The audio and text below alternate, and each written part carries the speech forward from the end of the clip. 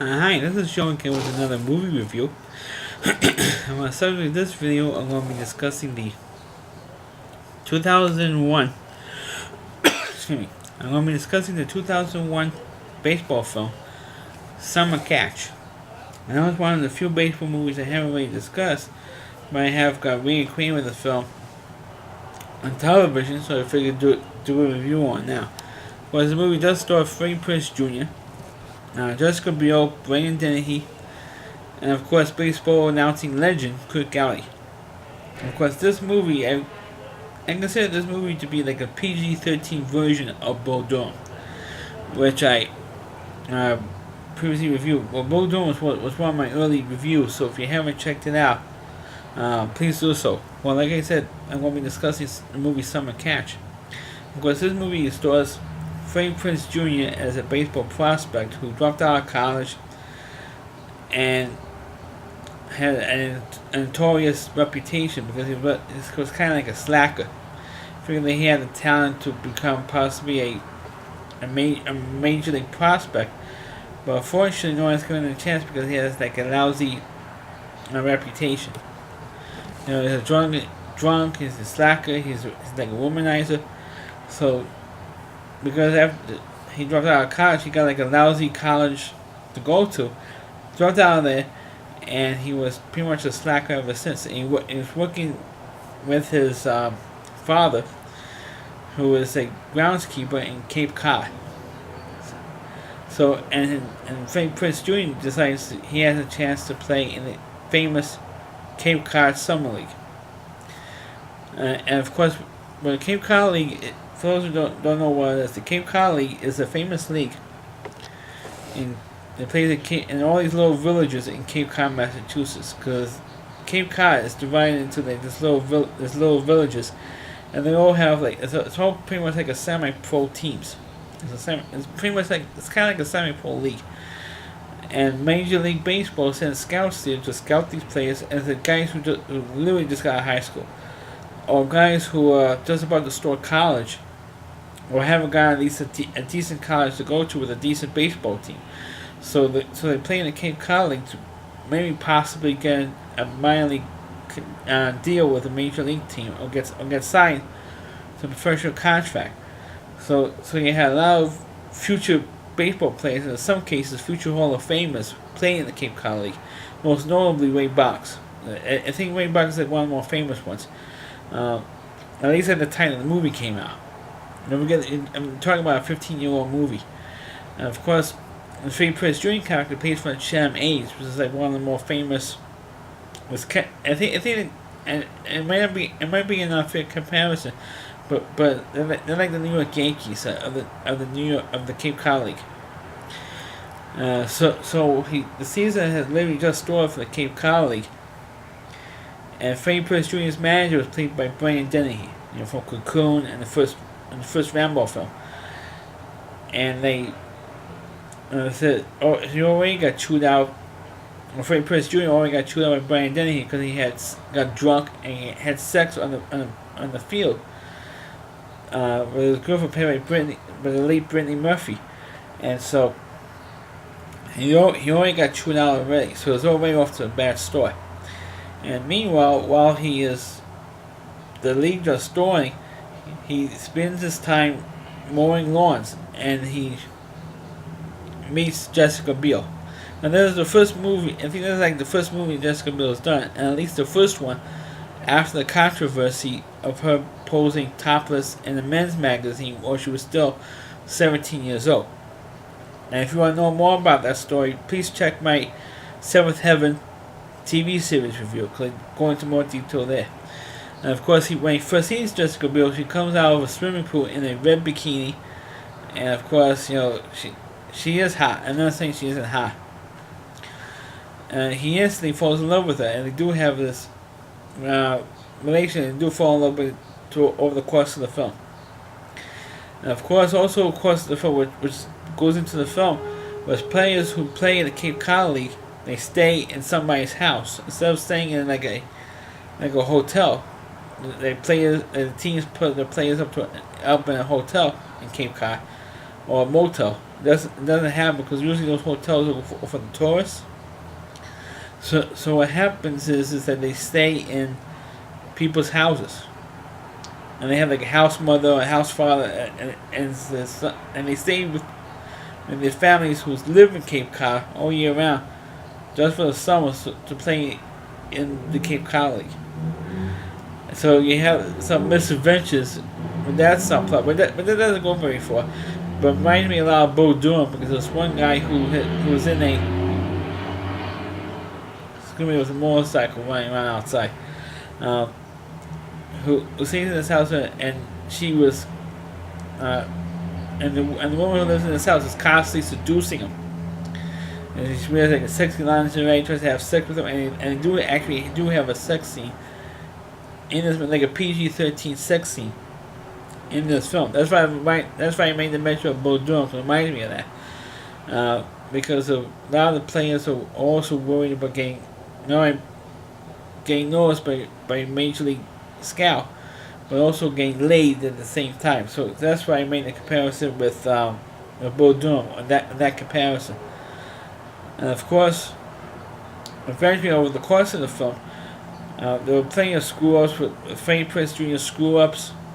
It has been mentioned throughout the course of the film how he screws up. Then he eventually gets noticed by Major League Scout, and by the end of the movie, he does play Major League Baseball with the Phillies, and you still see him playing against Ken Griffey Jr. and striking, and Ken Griffey Jr. hit a home run off him by the end of the movie.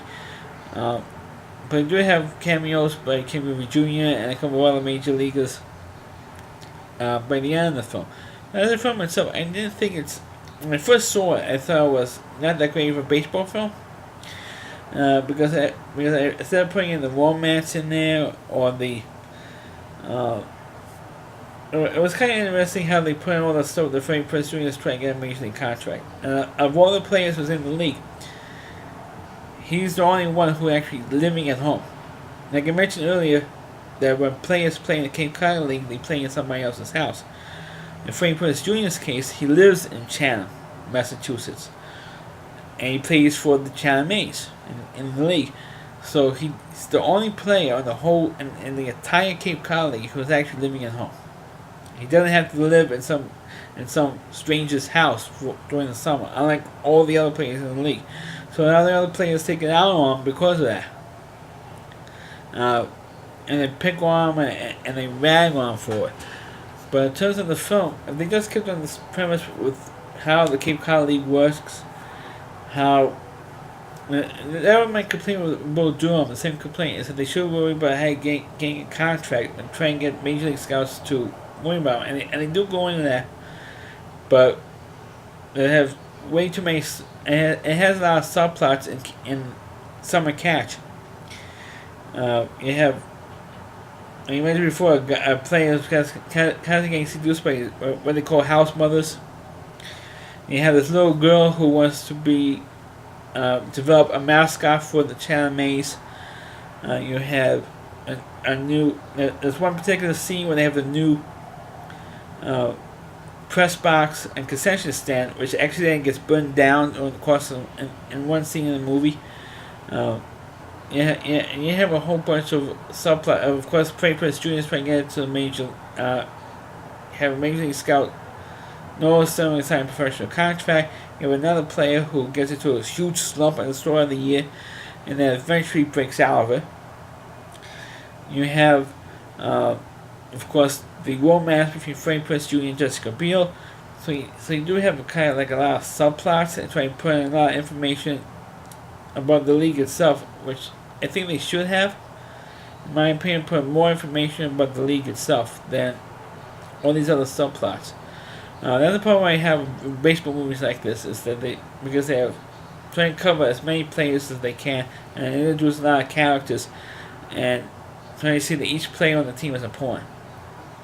Which is fine, but it brings up it causes a lot of problems because they don't focus on one main thing over the other. They flip-flop back and forth between all these various plot points, and it's just at times in the film it's like a controlled mess. But for me, it is an enjoyable movie. It's not the greatest baseball film, but if you want to see an early Jessica, at least a decent movie that Jessica Biel has been in, because most of her movies were not that good. And that's what originally, when I mentioned earlier about the incident that she had with Seventh Heaven, the way she got out of that show, she wanted to do more movies, and she would do movies like this to show off her body and to be sexy and in films. And she was, when she came out of the swimming pool, I said, damn. She didn't look that hot on Seventh Heaven because they kept her clothes. They kept her covered pretty well on Seventh Heaven. Since she's done the movie, she's let's put it this way, she shows a lot of skin in her movies. Not nude scenes, but enough to say, hey, she could be hot. And she was hot in this movie, but only about 3 seconds. And then, of course, when she has to speak, you realize why her movies are not that good. And I think that at first there was a kind of attraction between Freddie Prinze Jr.'s character and Jessica Biel's, but not, like I said, only lasted like 3 seconds. That scene when she comes out of the pool in the bikini, that's about as far as the relationship goes, in my opinion, for what it's worth. But you do see they have pretty good chemistry on screen, but there's not enough chemistry for me to recommend that relationship in this film. But it is an enjoyable movie. It's not great, but if you want to see an early Jessica Biel film, or they just want to feel that she was decent in, that's about the only one I think she was decent in. I think you should check out Summer Catch. Especially if you have to be a baseball fan, and if you want to know more about the Cape Cod League, I'm sure there's a documentary on YouTube. There was conjunction. I'm not 100% sure, but I'm sure there's a documentary about the Cape Cod League or two on YouTube. I think for the DVD for Summer Catch, I believe there was a documentary about Cape Cod League on there as well. I'm not 100% sure on that either because I saw it like on cable. So I don't remember if they have a documentary on the DVD or not. I'm sure there probably is. Since this year is the 15th anniversary of the film, there's probably have something on there about that. But I feel that the people should concentrate more on the Cape Cod League in the film instead of all these other various subplots, because it became annoying after a while, especially the little girl with the mascots trying to if you want like a clam outfit one, a fish, an lobster costume on another scene. At first I thought it was cute because the girl was really trying, but then after a while it just became an annoying distraction for the rest of the movie. At least for me, it became an annoying distraction.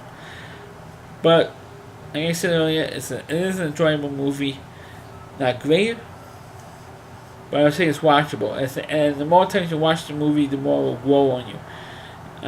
The first time I watched it was annoying, and then, hey, this is not as bad as I remember it was. And that's how I feel about Summer Catch.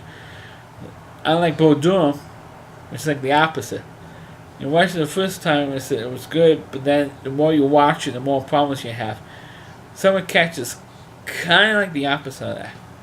So that's my review of Summer Catch. Please click on the video. Please rate it. Feel free to comment on. Please subscribe to my channel, and please forward this video onto your Facebook pages. You can check out all my videos not only on my YouTube channel, but also you can go to rallyc.com. That's OWDY. C.com. There's a homepage to the Rally Reviewer, Christine Moore, and you can check out all of his content, not only on his website, not just his TV trash videos, but all of his videos on his website. Thanks for watching, and catch you next time.